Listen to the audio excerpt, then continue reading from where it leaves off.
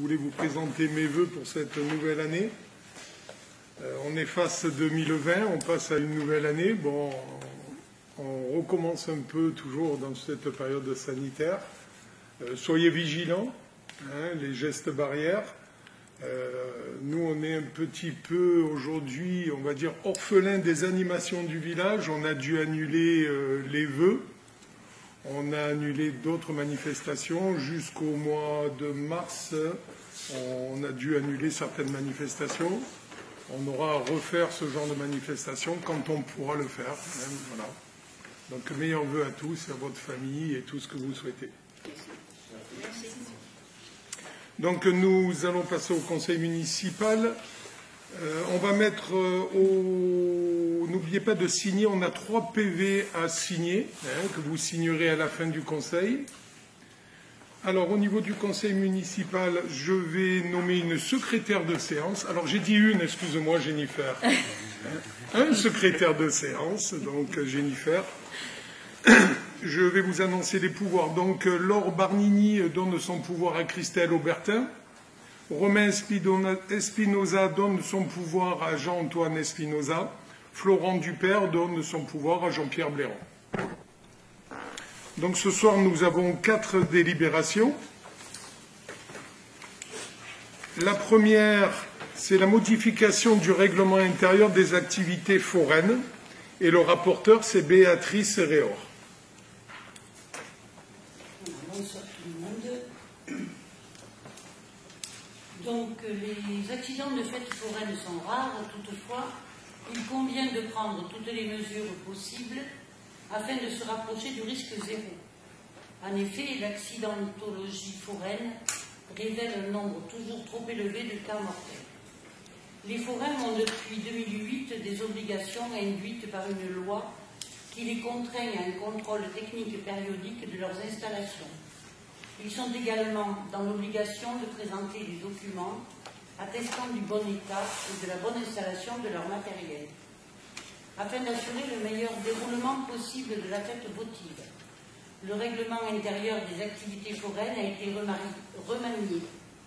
En même temps, il a été précisé des conditions de paiement par avance.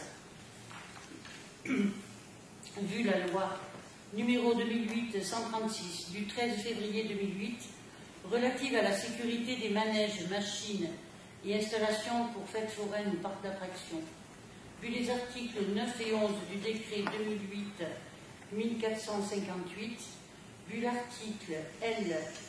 2212-2-3 du CGCT, vu la réglementation des ERP de plein air, considérant l'impérieuse nécessité de garantir la sécurité du public et des utilisateurs des manèges et autres installations de fêtes foraines. Je vous demande d'approuver le nouveau règlement intérieur des activités foraines dont un projet est annexé à la présente délibération et d'autoriser M. le maire à signer tout document s'y rapportant. Une question. Oui, vas-y. Je t'avais envoyé un petit message concernant les décibels. Puisque bon, ils ont tous des tendances à mettre la musique, tout ce que je veux dire, donc est-ce qu'il n'y a pas aussi donc, quelque chose à leur dire là-dessus, d'être dans les décibels de 76 ou 80, c'est que les normes, d'être dans les normes au point de vue décibels. Est-ce que ça ne peut pas faire partie du règlement intérieur ? Sur l'article de loi de référence 2008-136, on parle uniquement de la sécurité des manèges. Au niveau des décibels, on rentre ceci dans l'arrêté du maire au moment de l'installation, mais par rapport à ceci, bon, on est très vigilant, mais sur cette réglementation, on ne peut pas le mettre sur ce règlement intérieur. Là, c'est vraiment de la sécurité réglementaire. D'accord. Mais c'est quelque chose à relever sur peut-être un autre document qu'on pourra mettre en place. Moi, j'ai une question également, s'il vous plaît. Concernant les branchements électriques, il n'est pas précisé, c'est les forains qui font les branchements ou c'est un prestataire que la mairie met à disposition qui vient faire les branchements au niveau des coffrages? Alors, les coffrages électriques sont sous la responsabilité de la mairie. Donc, c'est la mairie qui fait... C'est la mairie qui met en place du matériel adapté au manège. D'accord. Comme ce n'était pas précisé en fait qui faisait le branchement, d'où ma question, est-ce que ça devait apparaître ou pas dans le... Voilà, les boîtiers sont ouverts par du personnel municipal. Oui. Voilà. Et en cas de problème, ils ont interdiction de toucher au branchement.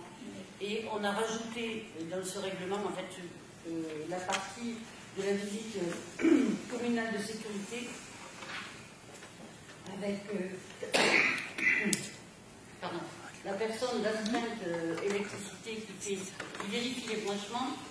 Et on demande aussi aux forains de nous fournir maintenant une attestation de bonne installation de leur matériel, qui n'était pas dans le règlement d'avant et qui a été rajouté voilà, au moment avant de pouvoir ouvrir définitivement leur manège.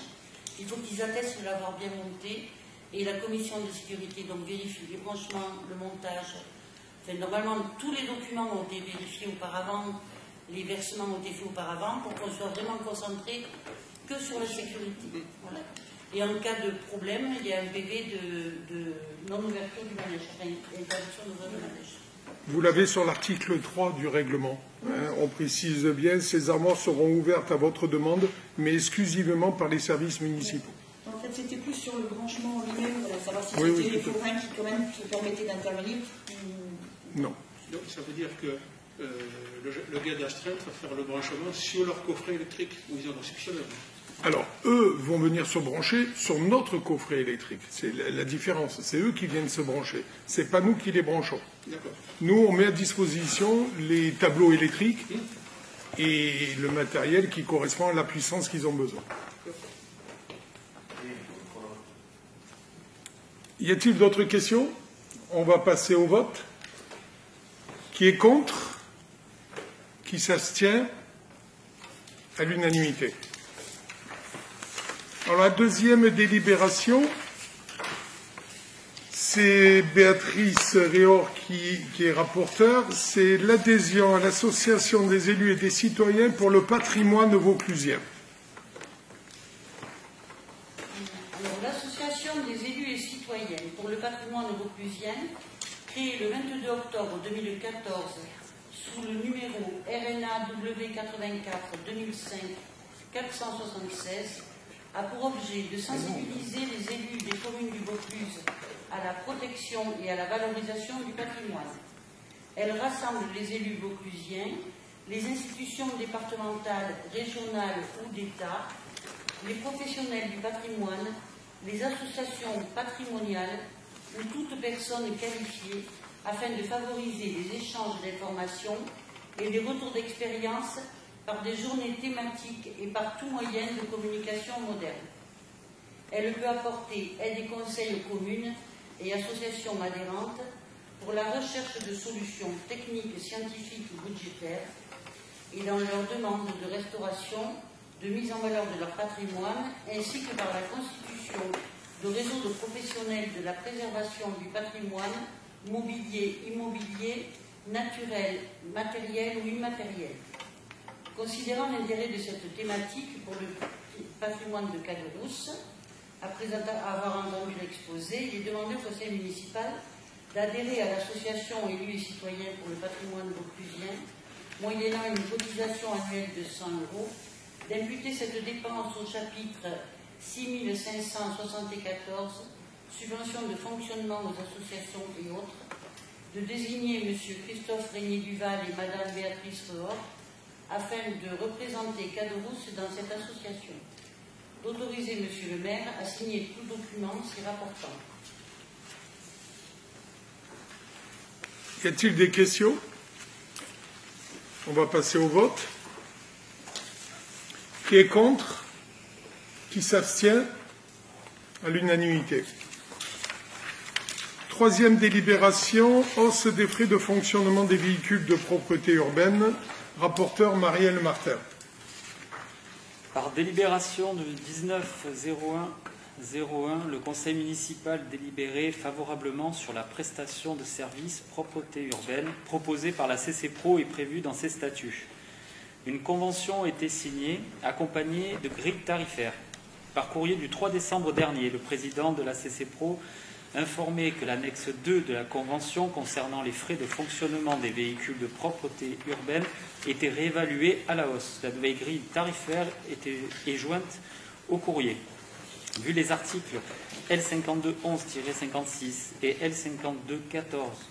L5214-16-1 du CGCT, vu la délibération de la CCPRO 104-2018 parvenue en préfecture le 18 juin 2018, vu la délibération 19-01-01 du 8 janvier 2019, vu la convention prestation de services en matière d'entretien des espaces privatifs signée le 15 janvier 2019, vu le courrier du 3 décembre 2020 et la nouvelle grille tarifaire des frais de fonctionnement des véhicules de propreté urbaine, considérant qu'il convient de régulariser cette prestation de service avec la convention proposée et mise en œuvre par la CCPRO. Je vous demande d'approuver les modifications tarifaires de l'annexe 2, frais de fonctionnement des véhicules de propreté urbaine, de la convention de prestation de services en matière d'entretien des espaces privatifs avec la communauté des communes des pays réunis d'Orange, signé le 15 janvier 2019. De dire que la hausse des prestations de services sera inscrite au budget 2021 de la commune et d'autoriser M. le maire à signer tout document relatif à la hausse des frais de fonctionnement des véhicules de propreté urbaine. Vous avez des questions? Y a-t-il des questions? On va passer au vote. Qui est contre? Qui s'abstient? Voté à l'unanimité. Troisième et dernière délibération.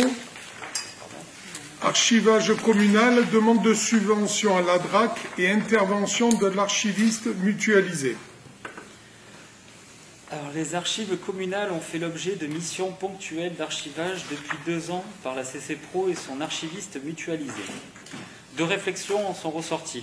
Le volume très important de documents parfois inutiles et donc leur poids jouant sur la structure du bâtiment.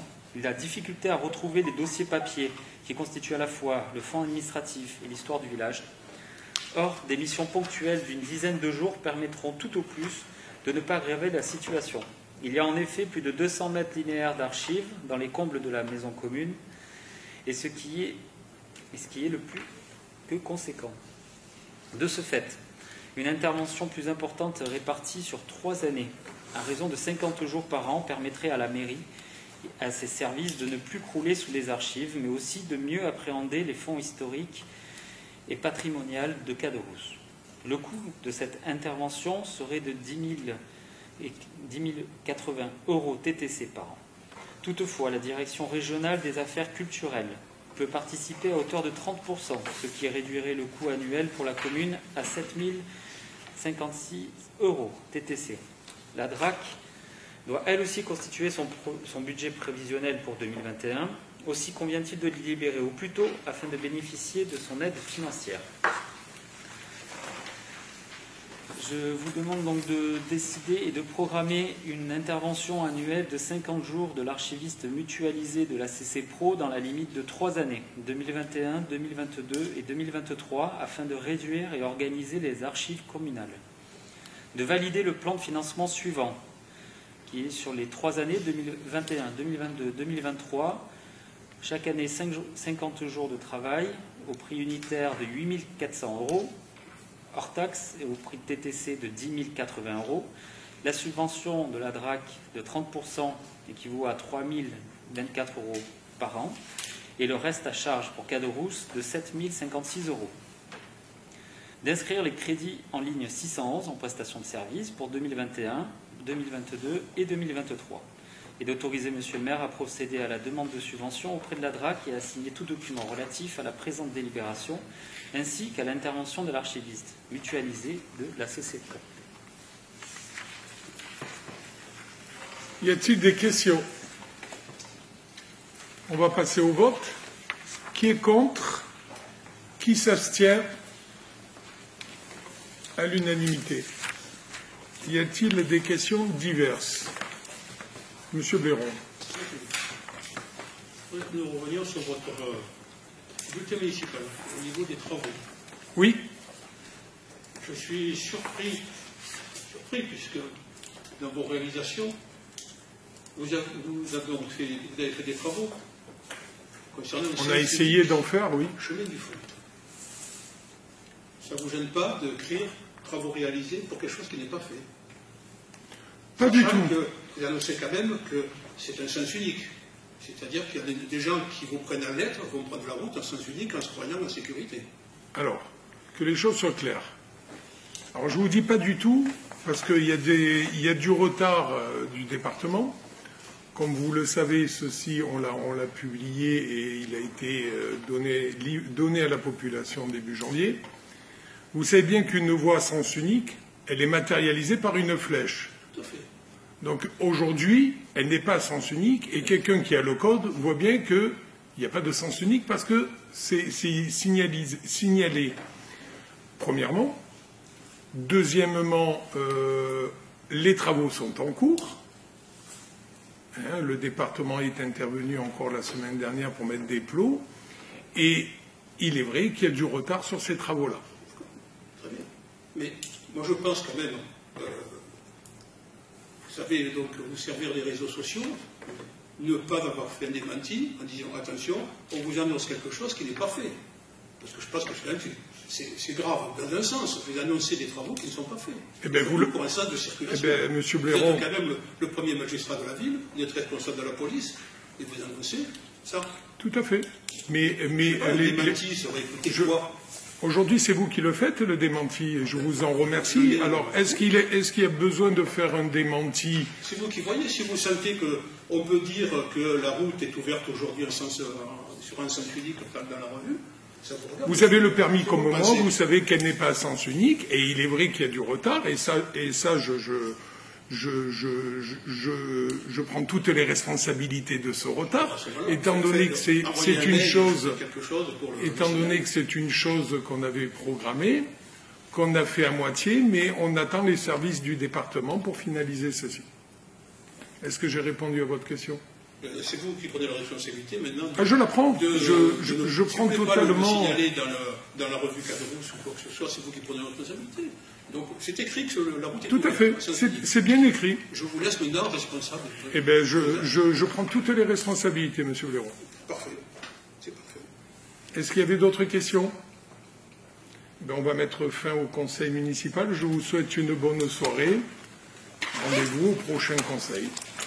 N'oubliez pas de signer et de rendre vos procurations pour ceux qui ont des procurations et des votes. Bonne soirée, messieurs, dames. Bonne soirée.